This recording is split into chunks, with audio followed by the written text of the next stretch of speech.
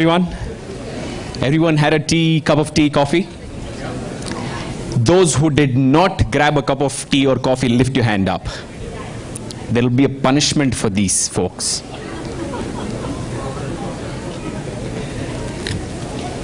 All right, ladies and gentlemen, with that smile, let's move ahead. We'll have our next speaker for this afternoon. Yes, afternoon. Manish Singhal. Manish Singhal is the founding partner at Pi Ventures, a venture fund focused on machine learning, artificial intelligence, and IoT based out of India. Mr. Manish brings in over 24 plus years of experience in building hardware and software IP-oriented product companies, early stage investing, valuations, deal structuring, and strategy advisory across sectors. Mr. Manish has been active in the startup ecosystem in India for several years. He also co-founded letsventure.com and led it to become the leading marketplace for startups and early stage investors in India. And the topic on which our speaker now will talk is how to create an AI startup. Ladies and gentlemen, please, you've been doing a great job in helping me welcoming the speakers on the stage. Do it once again by welcoming Mr. Manish Singhal on the stage. Over to you, sir. Thank you. Thank you very much. So, good afternoon, everyone. Before we start, I just wanted to get a sense of the house. So, how many of you are actually trying to build a startup or already are in a startup? Okay. And how many of you are using AI in that? Okay, handful. And what about the rest? Are you from corporates? How many from corporates? Okay, a large part. Okay, all right, okay. Sounds good. So I'll try and tailor the talk accordingly so that it can suit both kind of parties, startups and people who are yet to form startups, I would say. One thing is it okay to keep it interactive, or you want me to talk and then you want to ask questions? How you want to do it? Interactive is better? Yes. Yeah, okay. Just shout out. You don't need a mic, right? We just had a cup of tea, apparently. So I will start with one fundamental question, because every time I give a talk, I get so many different definitions and avatars of what an AI is. So what is AI in your own mind? Quickly, very quickly. Not a big explanation, but quick, 3-4 words, maybe a sentence. What is AI? What is artificial intelligence to you? Rule-based problem solving, okay. That is probably opposite of AI. But yeah? Season without human brain. Sorry? Season without human brain. Okay, all right. Anybody here? This side, that side is leading. Automation to performance, making a reliable decision without any human intervention. Okay. Sir, you wanted to say something? Okay. Expecting machines to perform as humans. As humans, right? So, yeah, absolutely, right? So, AI essentially is technologies that mimic human perception, right? Just like we learn, we decide, we analyze, right? Similarly, if machines could do that, then that would be fantastic. It has so many more applications. So, what is unique about human perception? What is unique about how humans think, how humans learn, versus, let's say, machines typically do? What is different? Sorry? Context switching. Context switching, okay. Okay. Perception change with the learning. Perception changes with the learning, okay. Yeah, it's fundamentally rule-based versus pattern-based, right? So I'll give you one very simple example and then we can look at the diagram there. So if you take a very small kid, maybe 4 or 5 years, right? And you show the kid a series of pictures. Let's say we show the kid lots of cats. So we show 10, 15 pictures of cat. And then you show another picture of cat in some other form. What is the probability the kid will be able to tell you that this is a cat or not? Very high, right? So then what is happening within the kid's mind, right? Is the kid going, it has 4 legs, it has a tail, it has whiskers, and therefore it's a cat? Or is it that after looking at these pictures, some sort of a perception model has created in the kid's brain that, okay, this is how approximately a cat looks like. And then it maps to the new input, right? So you can see the difference, right? That was rule-based, this is pattern based. Fundamentally, humans actually are pattern based engines, human brains, whereas machines are very good at rule based. You give them if then else, they will khatakhat do it much faster than a human can do. And when machines can do like what humans do, that is what artificial intelligence start to happen. Is that clear? Yeah, any questions on that? Yeah. ML is part of the AI. ML is part of the AI. AML is a part of the AI. Okay, that's a little advanced topic. Can I park it a little bit and then come back to you? So just to close this sort of point, so in a traditional programming, you give it data, you give it rules, and out comes the answers, right? But in an AI engine, you give it data, you give it answers, and out comes the rules, or rather a model that we typically use, which could be an AI model or an ML model. And then you can use that model for many other inputs that are coming. This is a fundamental difference between a traditional programming and AI. Okay? So what's the big deal? That's the next question. What's the big deal? So why is this rule-based versus pattern-based, or why is pattern-based programming important? What's the big deal in this? Rule-based versus pattern-based.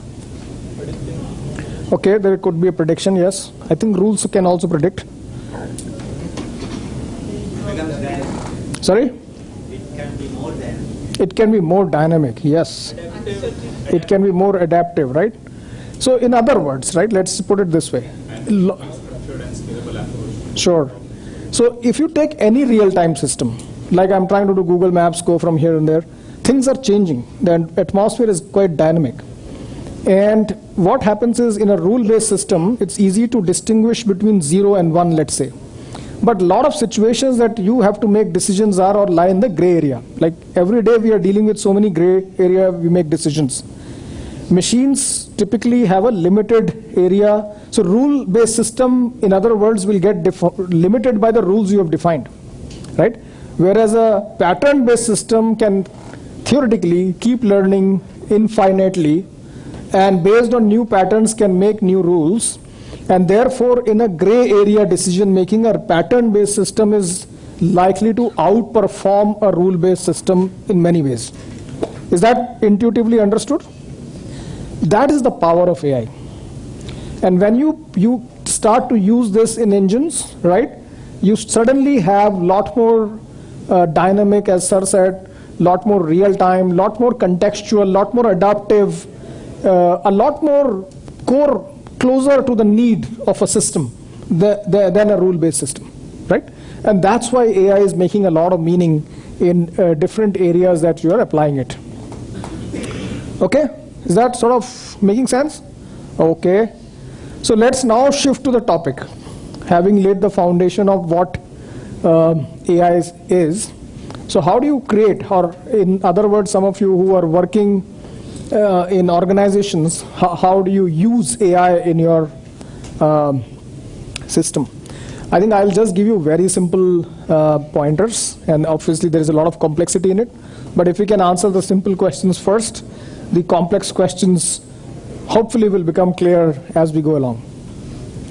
So you have to do this, if you have to do this, you have to answer actually just 2 questions, right?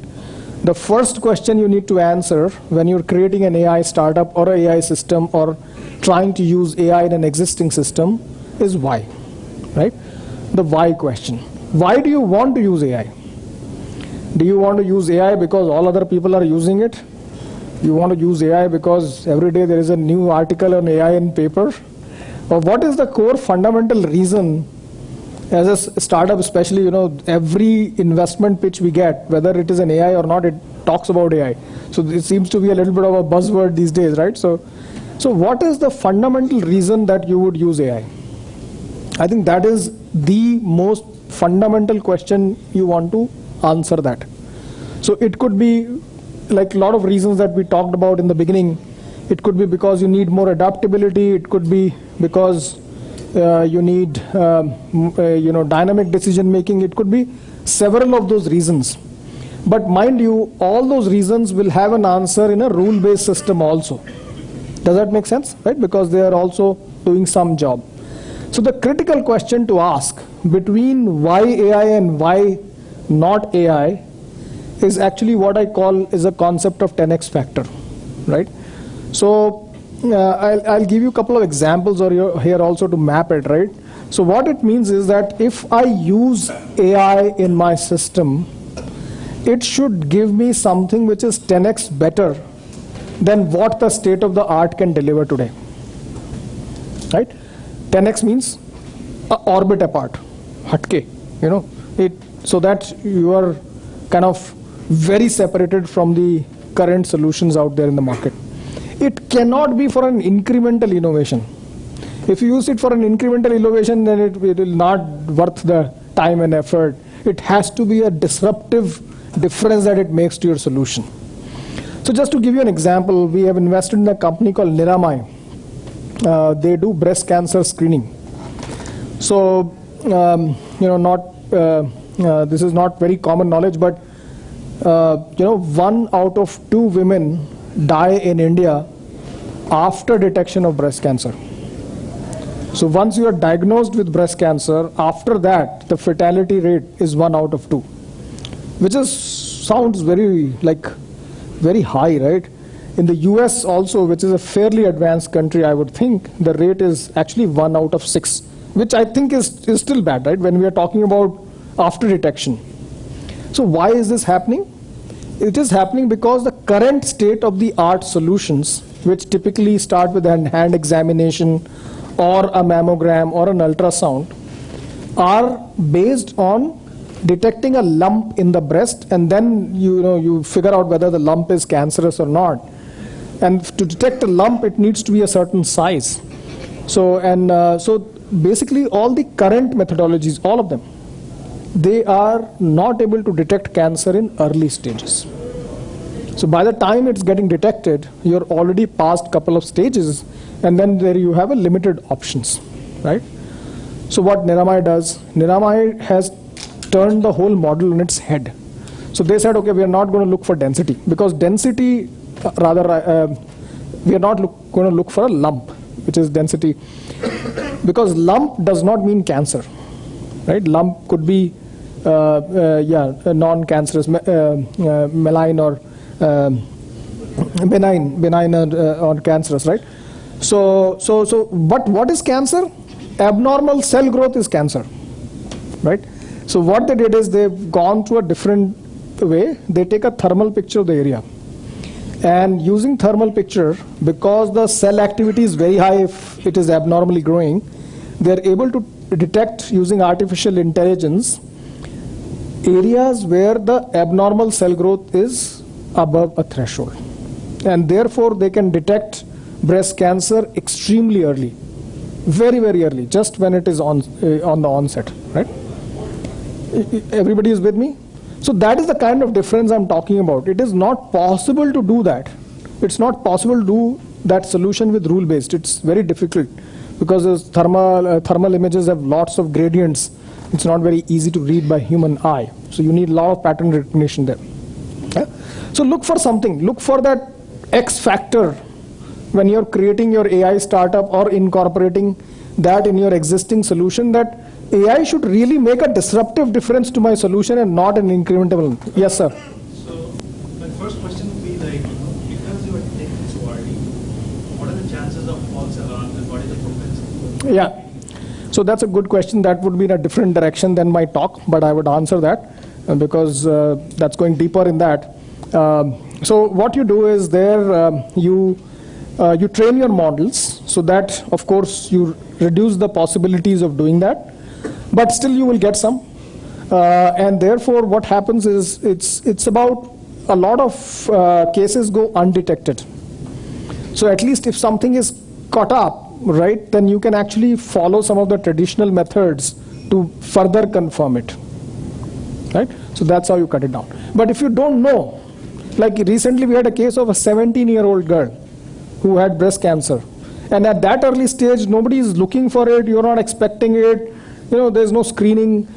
Unfortunately, breast cancer, you go for a regular health checkup and all that, right? There is no formal way of doing breast cancer screening. It's just done by hand examination. Again, it goes back to the lump and everything else, right? So, okay, coming back to the topic. So, the context of the why question is clear. Why we need to answer the why question. So again, summarizing, I think this is the most fundamental question. If you are not able to answer the why question with conviction, there's no point going forward, right? And you may take some time to discover the why question, do those experiments, do that analysis, but answer the why question with total conviction. Yes? So when you say you have to answer why, in the example that you gave, it seems more like a medical breakthrough than a point to involve AI in it, right? So I'll sub-explain it so to make it clear. So when you take a thermal picture and you look at that, right, the human read or even a rule-based engine there, it's a there is only 75% accuracy is there. But when you put AI engine with pattern recognition, this accuracy went to 96-97%. Obviously, it took them 3-4 years to get there, but that's probably answers your question. Yeah, I have a little subjective question with respect to when you talk about an X factor, right? I see that in your example about MI, you were talking about accuracy being one of the factors, right? Just giving you, and the early detection. Okay, somewhere it could be the efficiency or the time, from your experience of working with different, companies. Faster, yeah. What are the different factor dimensions? Yeah, absolutely. I think there are so many of them. Go back to your core value proposition, why you exist, right? So if you can define that, okay, I exist because I create a very efficient solution for my customers, or I exist because I create a very optimal solution, or whatever it is. There is always a core value proposition that you are working on, right? In that dimension, you should look for that 10x factor. It could be operating efficiency. It could be, like we have other examples also in our companies, like there is a logistics company. So it's called Locus, by the way. So they do the route planning for their customers with different constraints put in. So suddenly, operating efficiency is the key parameter, right? So the operating efficiency goes much higher there. So yeah, different problems, different parameter according to problem you're solving. And how do you assess, but how do you assess something that the need may not be there, but it's basically an idea wherein there is a possibility that a need can be created, okay, or maybe Yeah, absolutely. How do you assess that? Yeah, so that's a different topic than the AI topic. I think that comes more into how to create startups in general, right? So there is a customer discovery process. There are some formal methods. There are some informal methods. But essentially, what the sense lies there is you have to figure out what is the possible product market fit for what you're trying to do. Yeah. There was a hand over there. Yeah, quick one. Oh, for the why question, right? Yeah. Okay, if, I have an answer. Only pattern matching can help, and rule-based cannot do that. Can I go to the next question? Yes, you could do that. So you are absolutely right. There are some problems which we call as AI-first problems, which are very difficult to solve by rule-based. So there itself you get that answer, right? Because this is the only way to solve it, and absolutely you can go to the next. Okay. So let's look at the next question, the when question. It's relevant to most of the startups that we have interacted with, so I've put it together. But it sometimes is not relevant in an AI-first company, and I'll explain that, what it means. So for this, we need to understand something which we call as the AI startup framework. We have put it together just by our knowledge. It is not in textbook or anything anywhere. And you can read more about this on our blog on Pi Ventures if you need more details. But let me just explain you. It's a little sort of finer font, but you will get the picture as I sort of walk you through. So what we say is that you could have 4 levels of maturity in an AI startup, right? Level 1 to 4. And let's say the level 1 is a basic level where you are just solving a problem and there is not much AI happening, there is not much data collection happening, etc. I'll go into each of these levels before one by one. So, and then you move to level 2 where you've discovered, okay, these are the data is important for my problem, and I start to sort of tap that out and sort of build on it. and level 3 is where the AI can come on that data to solve some use cases in a disruptive way, and level 4 is which is totally autonomous, right? So just sort of, I'm just giving you a basic flavor first before I dive into each level, because what happens is a lot of times when we work with startups, we find that they already are in the field solving a problem without AI, which is okay, which could be level 1 and 2. But then if you put AI, then it can leap forward. So that's where this structure sort of makes sense. And to your point, there are some problems which can only be solved directly by AI. Otherwise, you don't really have a solution. And they kind of, we call them AI first companies, and they can start directly from level 3. So let's look at the level 1. So level 1 here is to just simply fulfill a business need, data collection. Either you are not doing anything or you don't have a strategy, etc. So I'll give you a couple of examples here, maybe to start with, right? So if you look at our postal service, it has been there for donkey's years. And if you look at the postman, they know the door almost on the back of their hand, right? So there is a lot of knowledge, but all that data is just in people's brain. They don't even use proper systems which could use it. So it's a true level 1 example, right? There's a lot of valuable stuff going on there, but nothing encapsulated, nothing digitized, nothing which can be reused, right? And we'll see how they could do differently.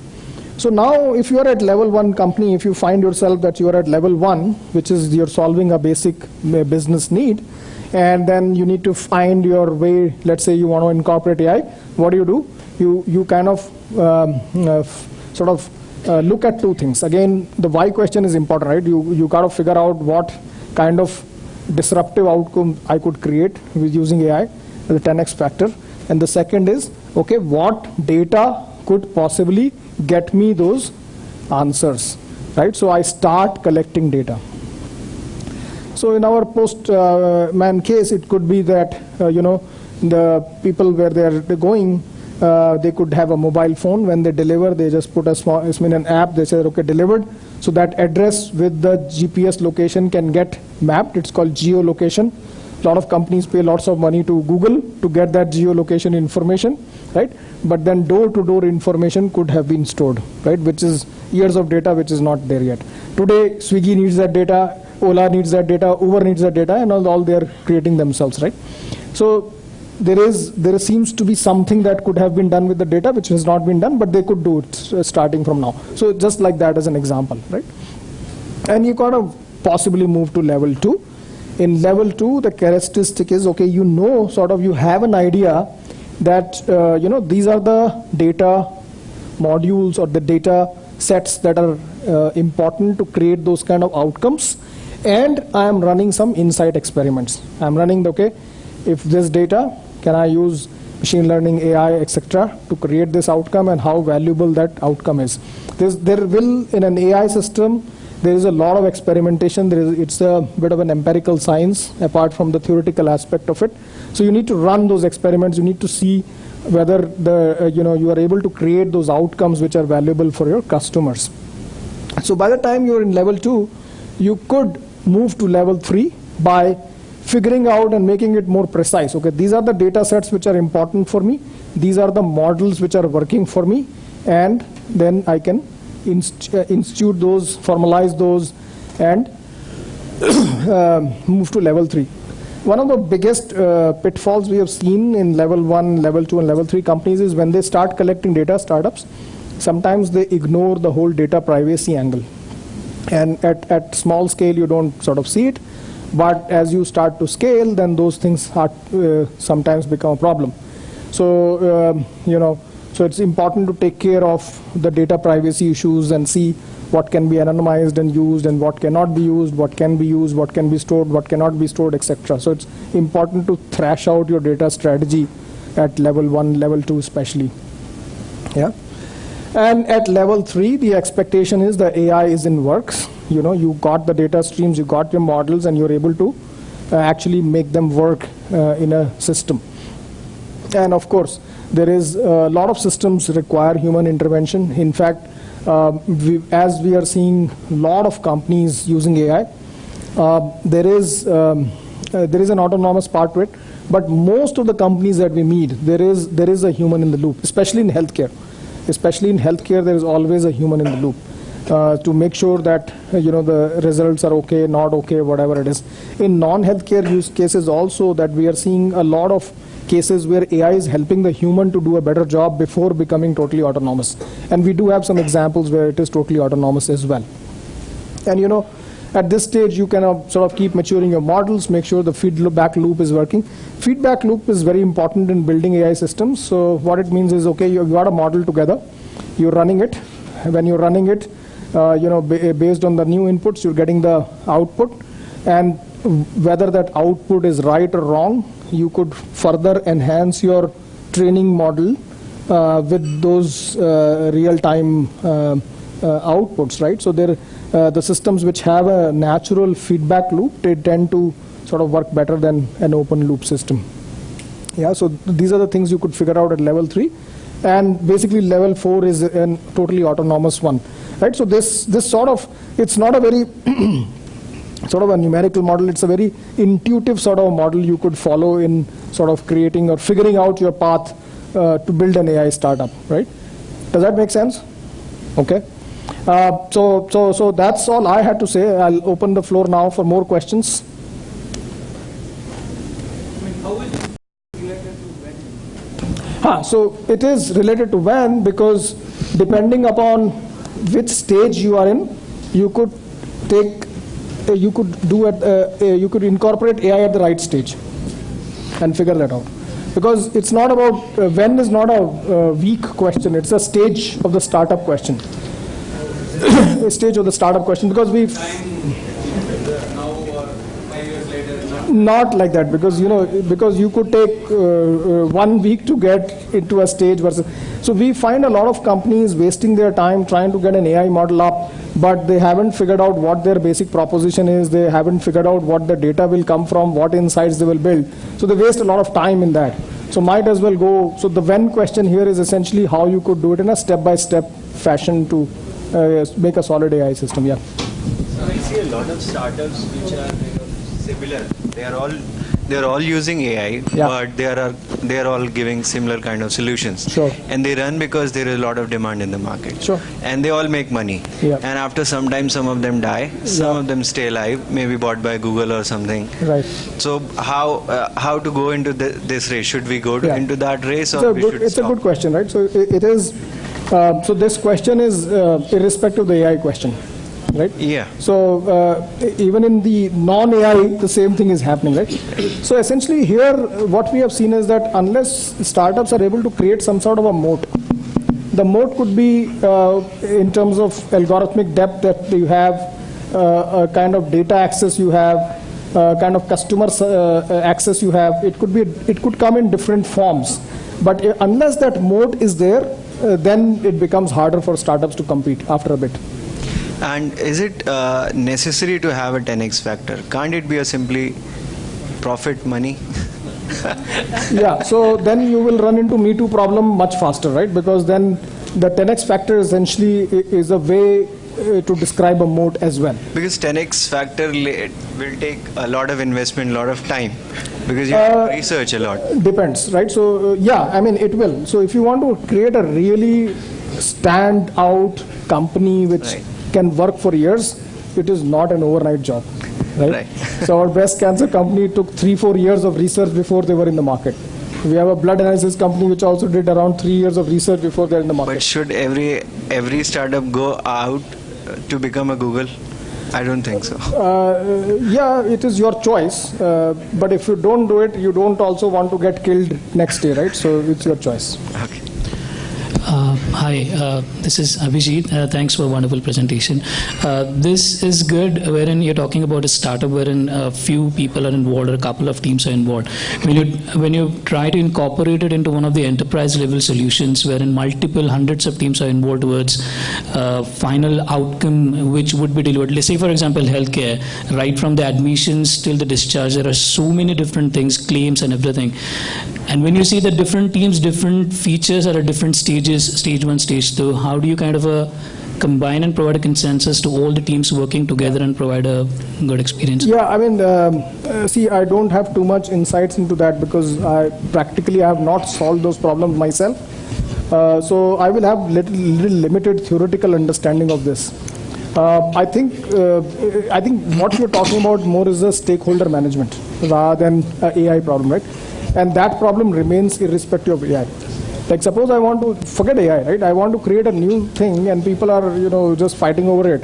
It becomes a political issue in most companies than a technical issue on that matter. So it's more of a stakeholder management than an AI question. Hello. Sir, Right or wrong? Sir. Yeah, okay. Yeah. Thank you. So I have one question on the budget for the AI. The company which is not into AI yet, but they have certain why answered that, okay, this is why we should be.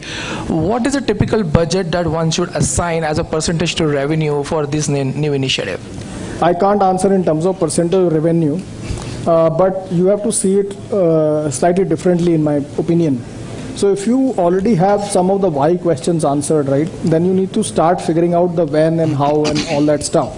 So what you need is a good team of data scientists, right, to work this out. And no matter how big your problem is, I would also always recommend start with a small team. Start with 2 or 3 stellar guys rather than build a 10 team together.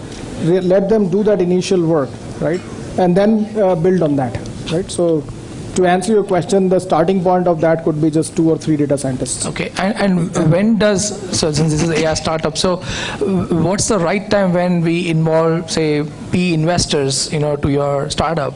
What is the right time that you think from your, based on your experience, what you've seen? See, that's a very different question, right? So that is a funding question. So funding has different stages, and PE investors come in actually much later. I am more of a venture investor, so I look at seed stage companies, sometimes at idea level, sometimes at proof of concept level. But to answer your question, there are a different set of investors active in every stage of the company that you are in. Hello? Yes, sir. Yeah, I have a question. This, left or right? Yeah. Okay. Do you also look into, solutions which are more B2B kind of, not just retail customers, but... No, these are all B2B cases. Okay. So not B2C cases, a lot of examples that I gave. Okay.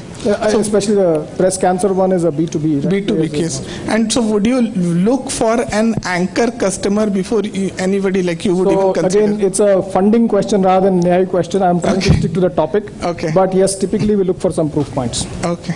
Thank you. Towards your right. Hi, my name is Imad. Thank you for a good talk. What is the factor that you're looking for in an AI startup before investing? Like, are you looking at the team or are you looking at the data that they have? What are you looking at?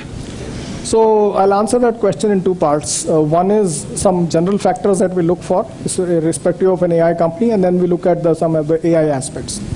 So general factors remain the same, which is team, ability to understand the problem, is this a real problem, is the market big enough, those kind of questions. From an AI perspective, we go further and we do analyze the things that we are talking about, right? Whether the AI is really adding that 10x factor, what is the depth of the algorithm, what data access they have, and et cetera, et cetera. So it's a combination of both. Yeah, hi, this is Anurag. So I have a question since regarding on 10x factor. So what do you consider 10x as top line, bottom line, efficiency of algorithm? 10x is just one way of explaining. What it means is a orbit apart, right? So whatever state of the art is doing, there is a clear daylight between what you do and what. So do you find at Series A, Series B, or at seed level? We typically do seed and pre-Series A. Okay. Thank you. I'll ask my previous question. ML. Yes. So, okay. So purists may not agree to this definition, but I'll give you a very simplified definition of how I have understood it. And there are so many different versions of this. In our world, what we try and do, differentiate machine learning for deep learning first, right? Deep learning. Machine learning from deep learning. So in a deep learning, you have neural nets.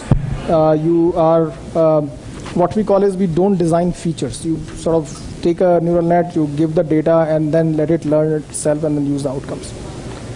In the machine learning context, what we have seen, and that has been very practical for a lot of our startups, is you design the feature model yourself, right? And then let the data run. So it is not about, so for example, suppose you are given a shapes of circles and squares to sort of distinguish from. So one of the features you could look for is a right angle. Is there a right angle in the picture? So that sort of splits you apart. In a complex system, such features extend anywhere from 50 features to 100 features to 200 features. You are defining the features. So that's one simplified way I have understood to be machine learning versus deep learning. But as I said, that there is more to it. So AI is anyway the broader umbrella, right? So everything is artificial intelligence. Deep learning is, so if you... Deep learning is, I think, within ML. Yes, so some books show that, some books don't show that. That's why I'm saying that there is no one block diagram that is consistently agreed upon. Okay, this is AI, this is ML, and this is deep learning, and this is not deep learning, etc. So for us, the way we define, we are not coming from pure theory perspective. What we look for is, are you doing pattern-based intelligence from data? And if you are doing that, then I think you would possibly qualify in one of the buckets in AI. Two more questions, okay? Hi, I'm Mishan. This was a great presentation, by the way. I remember you saying the breast cancer accuracy was at 75% and which rose up to 94. What was the underlying model for this? I mean, was it a deep learning model which was put into place? No, it's actually it's a feature-based machine learning model. It's not a deep learning model. And one of the reasons that we didn't do a deep learning model in this is because when you are taking this diagnosis to doctors, they want to know why you have diagnosed that. So explainability becomes an issue in deep learning models. Whereas if you have features designed yourself, you can actually say, because of the vascular structures like that, you have explanation on that, right? So. And there's another question which I have. Excuse me. Hi, I'm Shaurya. So great to see, how to create an AI startup. I believe you would have been part of many startups. You would have seen many startups. What is the main thing that you see in an AI startup, specifically from, let's say, healthcare?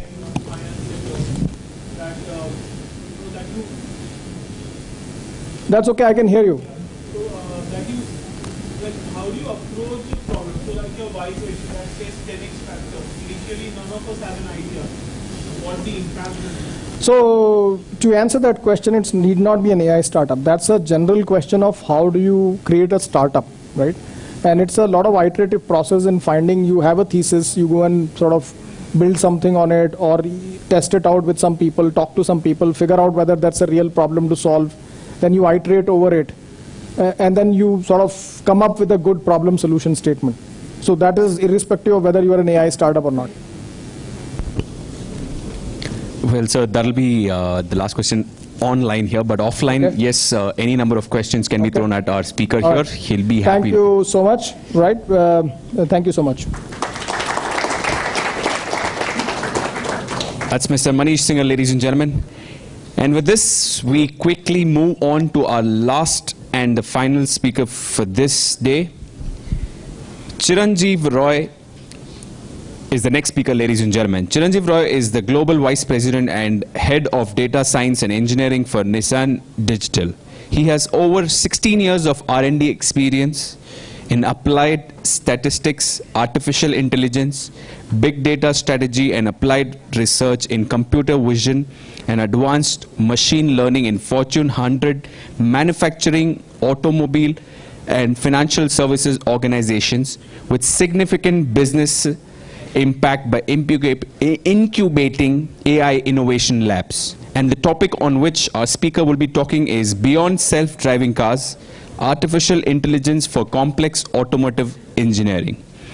Ladies and gentlemen, for the last speaker of this day, please everybody help me in welcoming him on stage, Mr. Chiranjeev Roy. Thank you.